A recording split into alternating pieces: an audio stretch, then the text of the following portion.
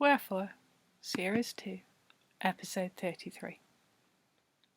So far we've mostly looked at other consciousnesses on the grand scale, hills and towns, the ice, the weave. The only small-scale superpower I've really mentioned are the fabulous oolites, those tiniest of entities that come together in unthinkable numbers to form the rocks and the Cotswolds. Humans aren't terribly good at noticing how other humans and humanish things impact on them. This is unfortunate and the root cause of many problems. Humans are shockingly bad at noticing how their lives are shaped by non-human beings, such as yeast. For yeast is a tiny god who lives in your home and on your skin. You may not know that companion is a word derived from French and it means people who share bread.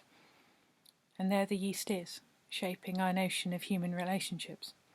Culture, cultivate. Yeast and society move in parallel.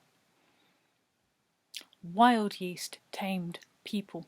It made them settle down in one place and domesticate themselves with farming and ownership and material culture.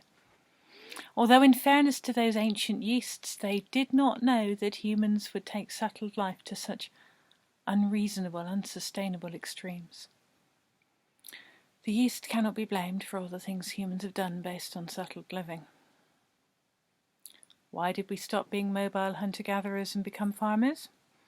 It wasn't because we longed for a more complicated social structure, tax returns and greater inequality. It was for the bread and the beer, or in some parts of the world, the sake, the wine. Probably the alcohol came first. The gifts of the vast and tiny yeast god made people decide to stop in one place and grow grain. The magic of fermentation changed everything. Humans have always relied on non-human teachers. Yeast taught us how to be companions. Sharing bread is different from sharing the spoils of the hunt or the bounty of the plants. You've made the bread, and even though the grains do most of the work and the yeasts do most of the magic, humans are good at not noticing other influences. Humans think that humans make bread. And from this misconception grows the idea that humans are separate from and superior to the rest of nature. Which is why, for some time now, there has also been feral yeast. The exact feelings and intentions in a feral yeast community can vary, of course. It's difficult to talk about yeasts in terms of single entities because they tend to operate collectively. Even feral yeasts like culture. They just tend to be a little bit more anarchic about it. Some feral yeasts are fairly middle class in their approach, and by this influence you might get your artisanal sourdough loaf delivered to you by a young human on a bicycle. Some are a bit more Marxist and will encourage you to take back the means of production by making your own sourdough. The more rebellious ones will just get in your kitchen to ferment your jams, your fruit, and anything at the back of the fridge. They may be trying to teach you about transformation or the transient nature of all things. Either way, they probably don't make much impact on you. What feral yeasts tend to have in common is the desire to uncivilize you a bit, to shake you loose from the assumptions and habits that are destroying the planet. If they've got you using sourdough, you are of course eating them. Once they are inside you, they have more scope to influence you.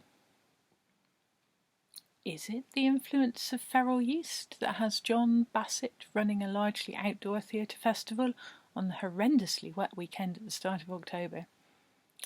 The rain is an unexpected component of a weekend that had enjoyed a good long-term weather forecast, but that's climate chaos for you.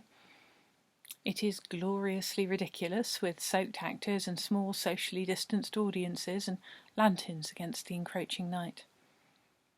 Any act of cheer feels rebellious about now. Doing it kindly and responsibly seems increasingly punk and radical. There is without any doubt feral yeast in the bread rolls on the Ditchley Yat stall in the 5 or 6 Valleys shopping centre. There's a charming open door to the left of the stall which creates a stable route between the valley and the rest of reality. It hasn't been a reliable way in and out for quite some time. It is far less hassle than organising Ditchley markets and having to go to all the effort to lure people in. There are turnips, of course, and beetroots, and take away plastic-free cartons of peas pottage. This is a curious situation. There is a portion of Stroud that knows about Ditchley Yat and has no idea what to make of the stall. Is it real? Or just a knowing local playing with folklore? Will the turnips turn into something else, or was it the other way round? Don't other Ditchley goods turn into turnips when left unattended?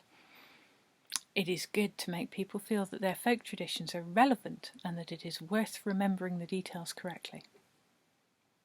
Then there's the other portion of Stroud that does not know. From this number, subtract everyone who cannot afford to buy food from this new indoors market. What remains is the money that lives in the hills. It emerges in carefully considered countryside fashions.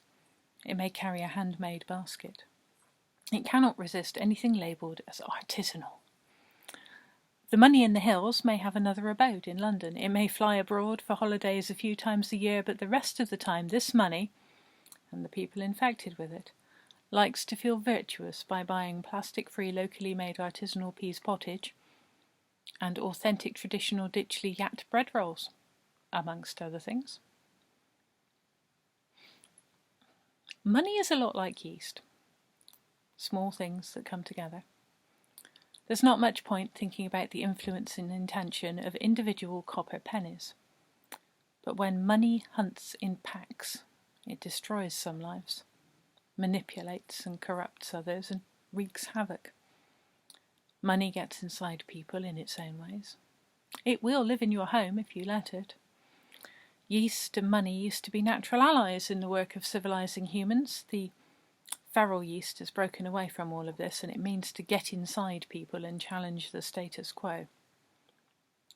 The feral yeast of Ditchley Yat is especially opinionated. It has plans. And now it is able to get out of Ditchley Yat and into the wider world. It means to cause upheaval, foment rebellion, impregnate banana breads, and uncivilize the people who are most under the thrall of money.